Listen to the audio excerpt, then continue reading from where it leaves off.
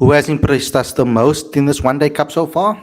Well, that is a question that was sent in by one of you guys on Instagram, and we will made it the headline of today's show, and we will be chatting about all the topics that you guys have asked us. It's a Q&A session with you guys. You get to ask us questions in the live chat. So let's get into today's video. That's what it's about. So please hold on a little bit until we answer the questions that were in Instagram first. And then we'll head over to the ones in the live chat and we'll answer your questions and have a conversation about it. Then I'm going to be going back to Newlands. Hopefully there's a lot of people in the ground, a lot of people in the ground. Hopefully there is some lighting for me to be able to maybe have some conversation with some of you guys that are at Newlands. Let me know if you're going to join us, and DM me.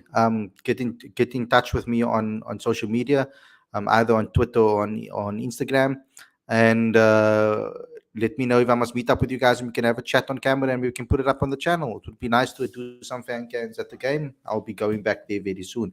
But today, the show is about you guys. This is about the fans asking us questions. But if you're new to this channel and you haven't subscribed yet, please click that notification bell for all future videos, as well as smash that like button, as well as comment, as well as doing all of those things too. You also have the opportunity to become a part of Cricket Fanatics Magazine monthly. Every issue is 100% free, straight to your inbox every single month. The link is in the on the screen and as well as in the description. You can also become a patron. Help us out there too. The link is on the screen as well as in the as well as in the description. So go to patreon.com/Cricket Fanatics Mag and you'll find us right there. So go ahead and support us there too. So let's get into today's show. Looking forward to listening to what you guys have to say and what you've asked us. And let's have a quick conversation about what you had to say.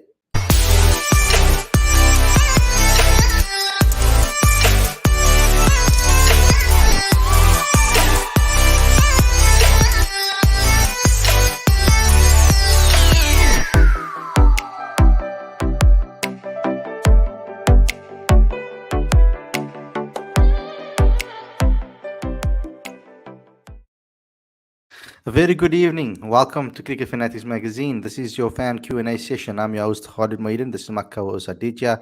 And this is the show where we talk and answer all of your questions. So thank you, Arvind. He said, hey, bro, congrats. Just 40 more subscribers for reaching 3K subscribers. We're nearly there to that 3K milestone. So smash the subscribe button. If it's still red, it shouldn't be. Please let your friends and family also subscribe to the channel. We want to grow the South African cricket fan community.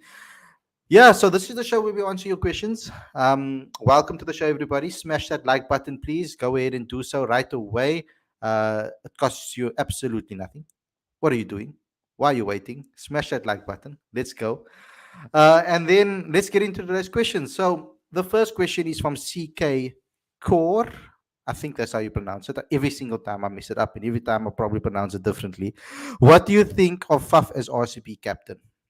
Let's have you answer this one first, Aditya, because I would like to hear what you say, because we know you're a very big fan of Mr. Faf du Plessis. It's there's no better choice, right? And you look at that team with Virat Kohli, Glenn Maxwell, Faf in there. They're all good friends, so it's but natural that Faf would make it as captain. And I think Virat Kohli, he just said the other day that the RCB think tank had a clear plan in mind, that they wanted to get Faf and they wanted to appoint him captain because they wanted a leader in the group. And he's a well-respected cricketer across the world. Mike Hessen, who's the director of cricket operations at RCB, has a lot of respect for him, and on multiple occasions has tried to get Faf in his team, even when he was director of cricket at Punjab, and now he's director of cricket at RCB. So they really wanted him. And I mean, as Virat said, that he's an old friend, he's a good friend, and it's I think it's a great idea, and I honestly feel like he'll take them to the title. And wow, that will be excellent, because I mean, RCB, I've been waiting to see RCB win a title for a very long time. I don't know, it makes it difficult for me to to pick a team this year around because there's two new teams in the mix, and some of the players that I really like are other teams at the moment that I've never would have thought of supporting ever. So it makes it a little bit difficult. But I'm going to stick with RCB as I always have to just have a team. Um, I wish there was a little bit more consistency with regards to selections, etc. When it comes to the IPL and stuff, that it worked a little bit more like football, but it doesn't necessarily. Oh, those RCB probably have the most consistent core that have been around for quite some time. So it does. Actually, the funny thing about RCB is that over the years, they've their entire the entire strategy has revolved around Yeah, one of Kohli, AB de Villiers, and Chris Gayle succeeding, yeah, the three giants, right? And everyone has always complained about the fact that they've never really had balance. They haven't had bowlers. If you look at the RCB bowling attack right now, it is absolutely bombshell. It is lethal. And I know that they're flying under the radar a little bit because Gale and AB de Villiers are not there anymore. Virat Kohli is no longer captain. They're flying under the radar, but I promise you, that bowling lineup is the strongest in the IPL this season. and trust Faf du Plessis on having the ability to be able to bring out the best out of that bowling attack. It's what one of his strengths is to do exactly that. So I'm excited to see if Faf is captain. I'm happy that there's a South African captain at the team that I've supported for so long. So that's a good thing. And I'm a big fan of And Faf. Plenty of conversations with Faf, and they've all went really, really well. One of my one of the probably one of the nicest cricketers or one of the most respectable cricketers I've ever met. From a conversation perspective, from the way he can make you feel comfortable when he's talking to you, you don't feel that nerves. Normally when you're meeting a cricketer for the first time and they're quite a big name, I do get sometimes a little bit nervous. I don't really want to upset them or irritate them. Cricketers are quite fickle bunch. They are very. Some would say they're quite sensitive bunch compared to other sports players and sportsmen. But yeah, so it does make it a bit nerve wracking when you meet a new cricketer that is quite famous and quite popular. But when I met Faf for the first time, yes, I was nervous as hell, but it was at the CSA Awards, and it's the first time I chatted to him. He made me feel so comfortable. It's unbelievable. Like normally, it's supposed to be the interviewer that makes the person that you're interviewing obviously a lot calmer. But in my case, I think Faf really made me feel a lot calmer. He made me feel comfortable because of the way he spoke to me before the actual interview started. So, yeah, Faf is an excellent captain, excellent player, excellent cricketer, excellent human being. So, RCB, I think, made probably one of the best decisions to make him captain and to get him over there from a match winning, from a trophy winning side, like the CSK, who Faf was very much involved with when it comes to winning trophies, etc. but you know what you said about him managing bowlers reminds me of a conversation we had with Zahir, who said that fast bowling was literally a passion of his, and him and Otis Gibson, wanted to wanted to construct a test match in a way where they finish off the game in 3 days and they're out having a beer at Camps Bay later. Yeah.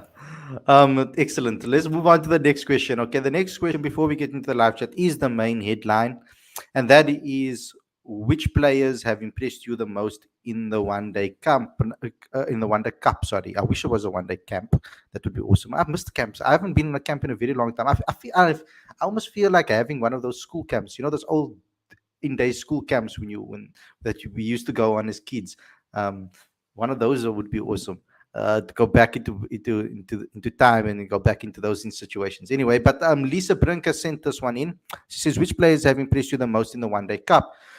Now, the One Day Cup has been quite disrupted, I would say, with the inclusion and with the inclusion of protest players and then them leaving and then new players coming in, etc. So there has been quite a lot of changes, quite a lot of franchises. It hasn't allowed teams to be very consistent with picking players, etc. But especially with South Africa playing a one-day series currently, there was a test series that happened in New Zealand as well. So there has been a little bit of disruption when it comes to this one-day cup.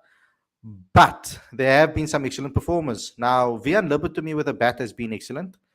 Although he's playing in a different type of role this season. They've given him a lot more responsibility with the bat, and he's taken the responsibility and he's shown what he can do.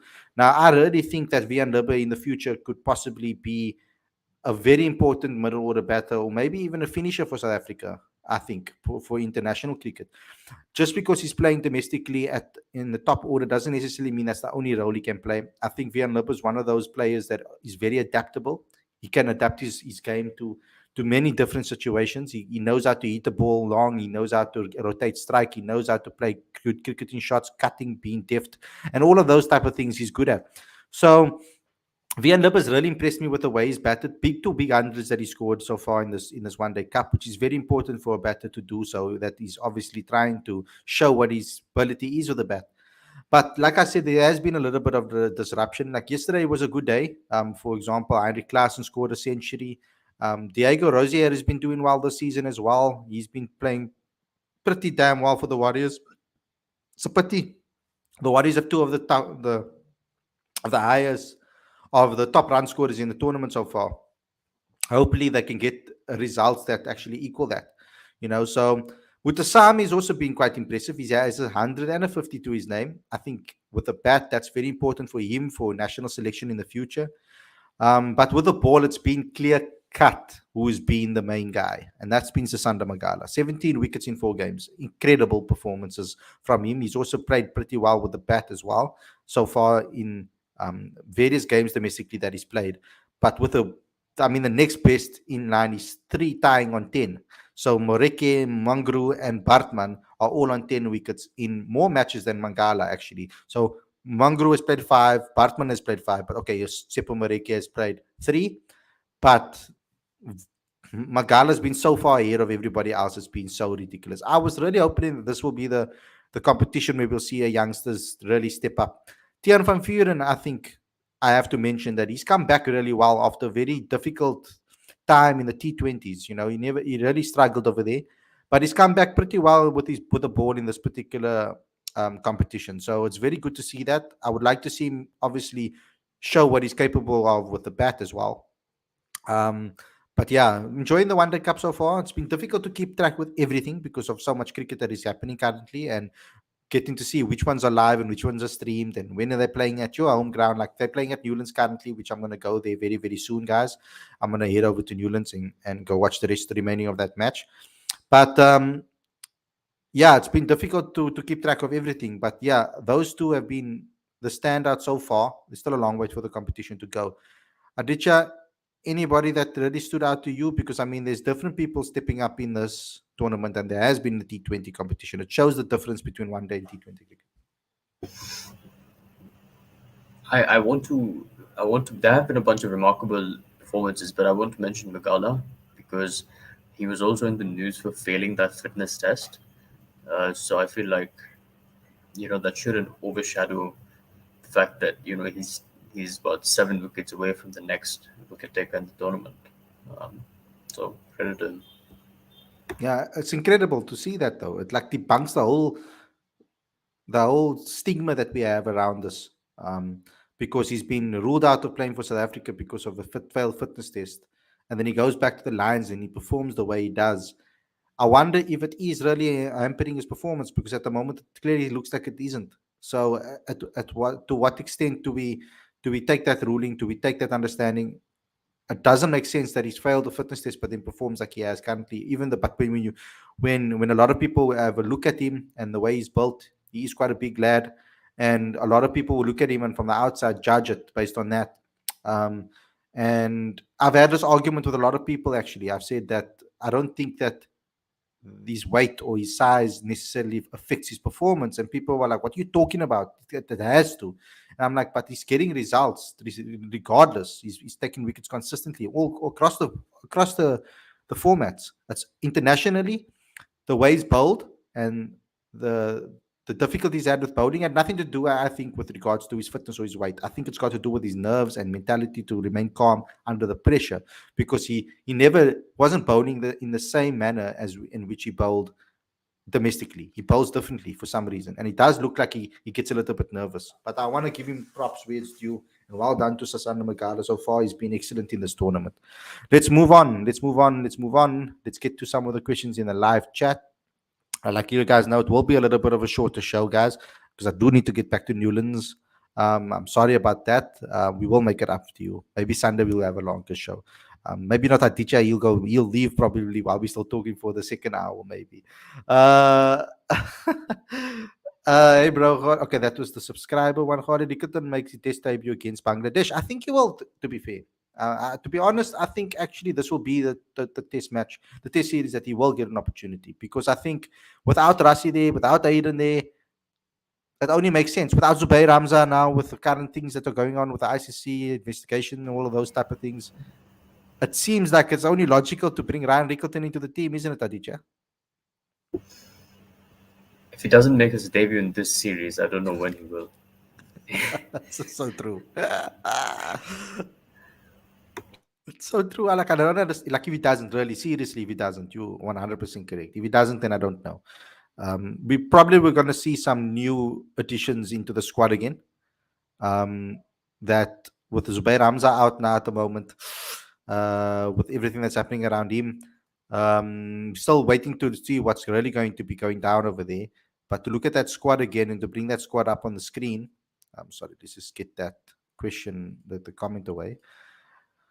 Kaya Zondo in the team. It's going to be interesting to see whether we will see Ryan Rickleton play. Looking at that top order at the moment, Sarel Irvin and Dina Algo will most likely open the batting. Temba Bavuma will probably coming at 5. Keegan Peterson at 3. That number 4 position will be open. And Ryan Rickleton is probably the most capable or the most deserving of that position. If Kaya Zondo gets picked over him, I think there's going to be a little bit of a riot. I think there are going to be a couple of people are going to be upset about that. So we're going to have to wait and see what happens. But I strongly believe that Rickleton should be making his debut against Bangladesh. If he doesn't, then I really don't know. Werner says, interesting to see how the top wicket takers were spinners in the CSA T20 Challenge and now the pace bowlers in the One Day Cup. Very interesting to see that, yes. This wicket, though, today, for example, when I'm watching the Western Province game, and the wicket looked a lot better when the Knights were batting than what we've seen in previous times. I mean, 300 was scored on the ground, so it's good to see that. But at the moment, if I'm looking at this, let me just look at the score quickly and just keep an eye out. Okay, so the province is struggling, although Daniel Smith has been excellent. He's also impressed me this tournament, by the way. I think he's a proper prospect for the future because no matter where he bats and where they ask him to bat, oh, here we go, Hardid. Do you rate Daniel Smith? He plays a little bit like Rickleton. He looks as a player. Daniel Smith is an incredible batter. Now, you guys might not have been speaking about Deva, or probably will be speaking about Deva Brevis, but you definitely would have been speaking about Daniel Smith as well. If age wasn't a factor, if a couple of months wasn't a factor, he would have been playing in that World Cup, captaining that side. And we might have been having a different conversation about who the top players in that tournament was. Now, Daniel Smith has been put under a lot of pressure to come into VP Blitz under the pressure he's been with all the players that are missing. And he's been asked to open batting in certain formats, and he's asked to bat at number 5 and number 6. And he's come to he's put on a performance every single time, almost every time. He's shown his capability of being what he's capable of. Now, it is something that we want to see him develop and want to see him evolve and play more. But yes, Daniel Smith has been an excellent batter and he's a keeper. So it's good to see that there's another keeper batter that's talented coming through the system. You mentioned David Brevis, now fondly known as DB, by the way. And he's all over hoardings in Bombay now. You know, unfortunately, I was driving, so I couldn't take a picture. But that guy is all over hoardings in Bombay, like massive billboards. Please take a picture and post it on our channel if you do have a chance. I'm going to do that. I think I'll do that tomorrow when I go for the game. But okay. I was driving, so I couldn't click a picture. Yeah, that's understandable. Yeah, I told Colin yesterday that he's all over Bombay. You know, and these are massive billboards. I'm talking about like 20 feet billboards. Incredible. There's going to be Indian ladies lining up asking for his hand in marriage. Fathers standing. You better watch it out there, Deovat, with his girlfriend because Deovat is taken. Hey, stay away from Deovat. But also, I don't think Dewal would know himself because he's been in a bubble, right? And he's Yeah. staying in another part of Bombay. So it's Let's possible bring it to he his doesn't know. attention. Let's bring Yeah, it to we'll his bring it. attention, We Aditya. will, we will. Khalid, do you think that the problem will make his test debut? Can he bowl a good gas out also? And he knows the conditions of Kingsmead.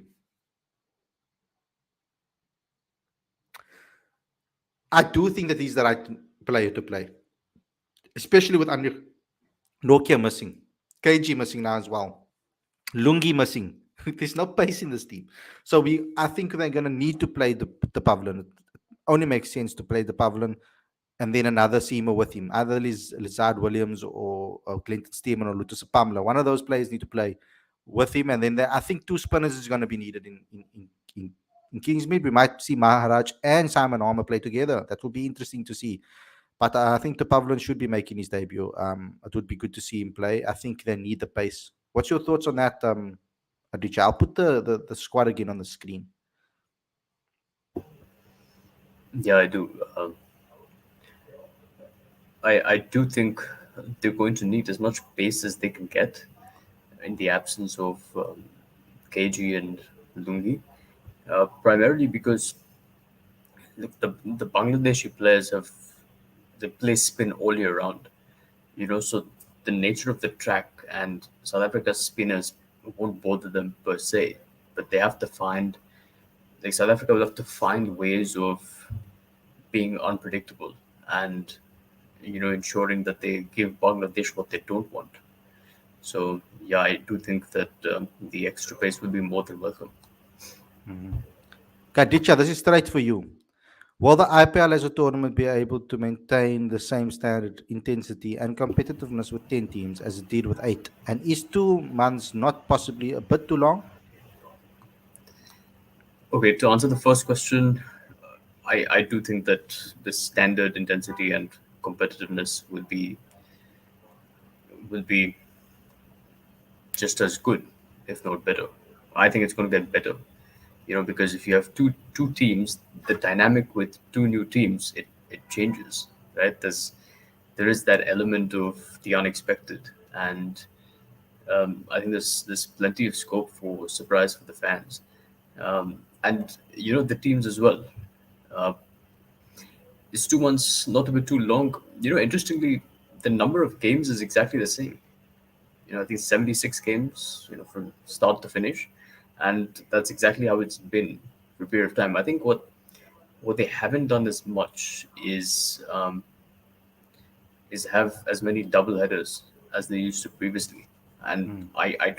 I don't remember the reasoning for it, but I think it might have something to do with the heat because it's like late March and it's scorching hot. We So heard, we heard I Deva do think speaking that about the heat on one of those videos. yeah, Yeah. so I do think that that's being taken into consideration. Mhm. Excellent. Holly, do you think? Yes, I do. To answer that question, Aditya, do you think Dwayne Pretorius will get a chance in this IPL?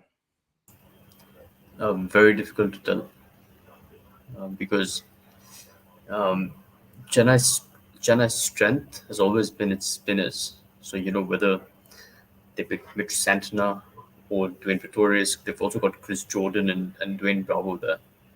So all of them have they're all like death bowlers. They can bat. All three are excellent fielders. So I think it's a difficult pick. Uh, but well, Dwayne Pretorius has arrived and he's having a good time already. So we hope that he gets an opportunity, but it's hard to tell at the moment. Do you think Linda should play ahead of Maharaj in white ball cricket? I did think initially that the Breshams and George Linda were the two spinners for South Africa. Maharaj was a late inclusion in the white ball arena. His white ball cricket has really improved over the last 3 seasons. So I do think that he should because of his batting ability. Um, but Keshav has shown an excellent ability to lead on the field as a second leader.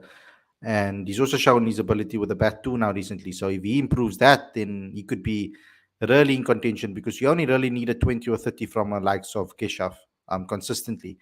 And we haven't necessarily been getting that from George recently in international cricket. But I do think that George's ceiling is higher, of course, and he has the more ability, I feel, to take that spot than Keshav in the white ball arena. I think if CSK gets the rest, I think if CSK give a rest to Bravo, Pretorius might be a like for like swap with these cutters. Yeah, I agree. I mean, all similar players. I think Chris Jordan, Yeah. Pretorius, Bravo, all similar players. It, And the funny thing is that um, Dwayne Pretorius actually mentioned Bravo specifically in his message, in his interview with me for the World Cup edition, where he specifically mentioned Dwayne Bravo, and he also mentioned Pollard and Russell, saying that those are the type of guys that he wants to take certain lessons from, and but more of Bravo. So now he gets to learn from him directly. Yes, okay, he Paul Rocks before as well. He's been in the MSL as well, Bravo, but you can learn a lot more from him in this particular tournament. It's a longer tournament, much more time to learn from a guy like Bravo, which is very important for him. Final question: where will you be seated, Aditya? Behind the bowler or the square? um, I'm in the Sachin Tendulkar stand, so I think that's probably gully point. So yeah, square. I imagine. I don't know. I don't know exactly though. I don't have the ground dimensions. Yeah. So, guys, thanks a lot for tuning in. Hope you guys enjoyed this episode. Sorry that it is a short one. The reason is because I am going to Newlands, so I need to go back there quickly before the match is over. So, hopefully, I can catch some of fans there, and hopefully, I can catch some more of the game. And if you guys do see me there, or hit me up on social media, and I can meet up with you guys and have a chat with you and meet you, and then maybe have a conversation on a fan cam. To all the guys that are new to this channel, don't forget to subscribe. Don't forget to click that notification bell for all future videos. Please go ahead and do so right now. Don't forget to smash the like button. Don't forget to comment. Don't forget to share. Don't forget to subscribe. Don't forget to download the latest issue of Cricket Fanatics Magazine. Every issue is 100% free, straight to your inbox every single month. So go ahead and download that straight away. Also, not download, but become a Patreon. You can become a Patreon today. The link is on the screen as well as in the description. Go ahead and do so right away. Aditya, the fans want you to wave with them when they see them on TV. So please go ahead and do that. I suggest what you do is you get a white cap and you throw CFM on the cap, and then so that at least we can see that it's you, and you can give us a little wave and you can point to the cap. Will do. I'll try my best. One of these days we'll have merch, guys. One of these days you'll have merch. Get involved with the Patreon account, guys. That's how we will start getting merch. But guys, thanks a lot for tuning in. We'll see you guys again Sunday evening with another show. Take care, everybody. Enjoy your weekend. Enjoy your evening. And we'll see you very, very, very soon. Peace and see you again. And enjoy your evening. Take care.